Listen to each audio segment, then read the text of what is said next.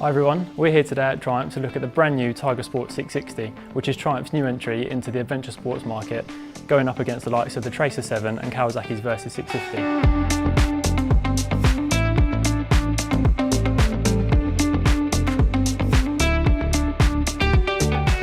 Now it uses the same 660cc triple engine as found in the Trident, which means it's the only triple in the middleweight adventure sports category, produces 64 Newton meters of torque and has a peak of 80 brake horsepower, which means it should still have that sporty yet smooth linear power delivery all the way through the rev range. So the Tiger Sport 660 also comes with 41mm upside down Showa forks with 150mm of travel, and the Showa rear monoshock isn't just geared up for everyday riding, it's also been adapted for pillion use. So it's not just about the longer suspension travel, it also comes with a 17-litre fuel tank, a nice adjustable screen, and it also comes with integrated pannier mounts as well, so when you're doing those longer journeys it just makes it a little bit more comfortable.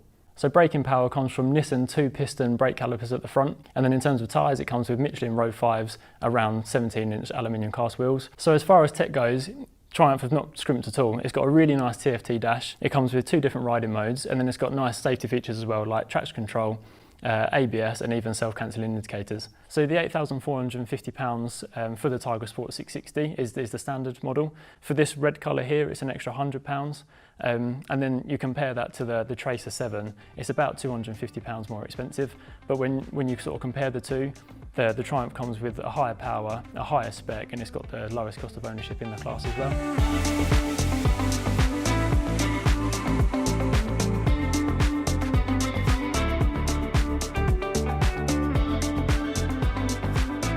So we're lucky enough to be joined by Miles Perkins, who's the head of brand management at Triumph.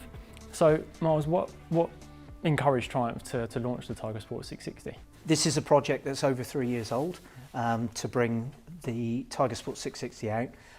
It was developed hand in hand with our Trident, and both the Trident and the Tiger Sport are designed to bring Triumph into the middleweight category more. We're currently and previously known for larger capacity motorcycles, and what the team wanted to do was basically bring more people to Triumph and launch motorcycles into categories where we thought we could bring something new, bring something better. And with the Trident, that's a roadster in the middleweight sports roadster category. That's been very successful, and this goes, as you say, head to head with the adventure sport motorcycles that are offered from the Japanese brands. And what the Trident brought was a triple powered engine advantage, so more character, something that the twin couldn't do in the mid-range and the top end, higher level of specification and a lower level of cost of ownership. So the idea with the Tiger Sport was to apply the same thought for the middleweight adventure category, with the intent of broadening the Triumph family, bringing more people into the range, and what we're hoping to see, of course, is the same success that the Trident's had. So the Tiger Sport is the only bike in the adventure sports category that's a triple. Yep. So what benefits does that have over the twins that it competes against? I'd say the benefits fall into 2 categories. So the first one is straightforward performance. So there's more power than the 2 competitors you mentioned in the category, but also a triple delivers its power differently than the twin. So a twin is more about the bottom end into the mid-range, 4-cylinder bike, more about the top end, mid to the top, whereas a triple delivers that power and torque in a very linear way all the way through the rev range. So what you would want from a bike that you're going to go touring on or weekend scratching or commuting is you want that versatility, and I think a triple really suits that. So that performance and responsiveness, but the double benefit, the other side of the coin with a triple, is the character. So the way it delivers that torque in terms of just what it's like to completely have a sort of a full open throttle all the way up and just feel it pull and pull and pull, married to the sound it makes, the hair-raising sound of British triple. And I think that it's more than the numbers, but the numbers are very good. So it shares the 660 triple with the Trident. Is there anything else sort of characteristic-wise or components that it shares with it, or is it completely different? I mean, they were developed together, and they very much have the similarities of the basic platform. So what they share is low seat height, very narrow width into the tank. And what's good about that on a bike like this,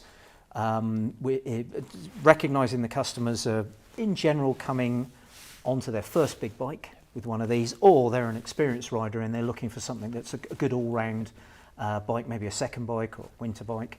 And what you're looking for if you're new to big bikes is manageability. So the Trident and this share that sort of low standover where you get your feet flat on the floor, and the geometry and the riding position that makes it just really easy to get on, very confidence inspiring, and I think that's quite a key part of a Triumph. They also share fit and finish and the quality of a Triumph, which is something we're well known for, and handling neutrality, so something that rides. Neutrality sounds like an odd sort of term, but to me that's what makes good handling, is that you are in control, it goes where you want it to go, and it just feels very natural. Differences wise though, there are several differences with the Tiger Sport versus the Trident, but I'd say they're subtle, but they're subtle, but their significance are significant. So the rear subframe has been developed a little bit, and that makes it better for luggage and better for pillion. The seating is different, so you've got more of a pillion perch, and the riding position is more upright.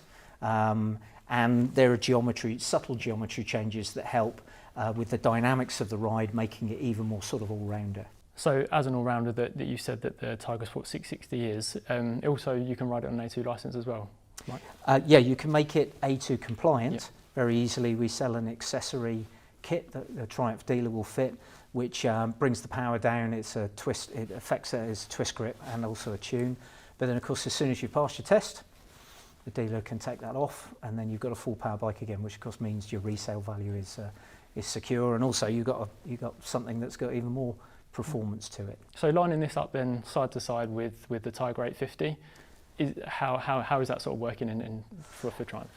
Well, as you say, we have in our larger capacity adventure world, which of course Tiger is the name for our adventure bikes, which is why this is called a Tiger Sport 660. So we do a Tiger 850 Sport, but that's more of the entry level into the next tier up. There'd definitely be customers who would overlap, but generally speaking, this is more the customer of this, and the bikes you would compare this to are different to the 850 Sport. So that's sort of for someone who would be interested in a Tiger 900, but would be looking for something that's a little bit less spec'd, a little bit less power, and also more economical. That's a taller bike. That in terms of the sort of the seating position and the geometry and the positioning of that bike they're just sort of they are different bikes. So this doesn't replace that. That will continue, and I think that particular bike is a good demonstration of Triumph's as a manufacturer, the agility that Triumph have got, which some other manufacturers don't have, to listen to the market. And when we launched the Tiger 900, get an understanding from the immediate feedback we were getting from dealers and what people were looking for, and that grew that 900 family with another model that answered what people were looking for. This is actually much more the 660. This is the growth of our offering into smaller capacities, which of course will follow with our relationship with Bajaj, with even smaller capacities that will come in years to come. So we've got the sort of the standard model here, and then we've got sort of a kitted out version here. Yeah. It comes with quite a big options list. Can you talk through some of the things that you can add to it to sort of customise it to the type of riding that you want to do? So there's 40 accessories available from the Triumph lineup, and they're all designed and developed here by Triumph, and they all come with the same warranty. What's on this bike? Some of the key bits to do with luggage. So you've got a top box, which is 47 litre capacity. You can put 2 helmets in there.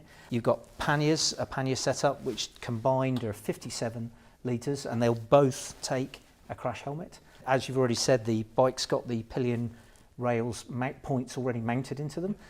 So you buy the accessories and they fit, and they can be colour-coded to the bike. Other things we've got on here is the hand guards, more practicality. You can fit heated grips. You can fit electrical sockets, so USBs and 12-volt sockets for it. There's some bodywork that you can add to personalise the bike even more. So you've got the belly pan on this one. Yep. Performance-wise, you can put our shift assist up and down quick shifter as well, which is obviously that enhances sporty riding, but actually you can use that at really low revs. So if you're pootling around town, save yourself the sort of the up and down constantly on the clutch, so to speak. Yeah. And what else have we got? We've got there's scrolling indicators, and then there's a host of protection parts, alarms, etc., and also bodywork.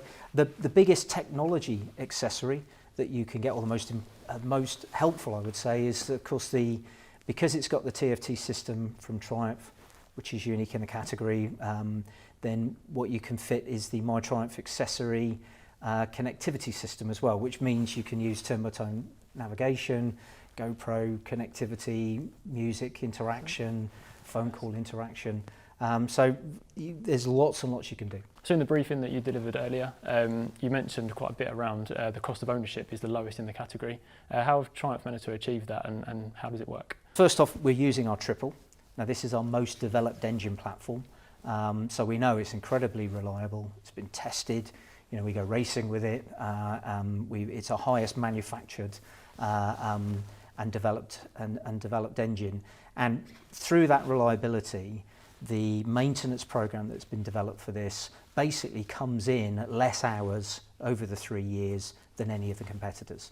So ours is about 8.5 hours versus the other competitors being between 11 and 14 hours. So it takes less time, it's going to be cheaper, but also the parts and the cost of the parts you would need in that maintenance cycle are lower.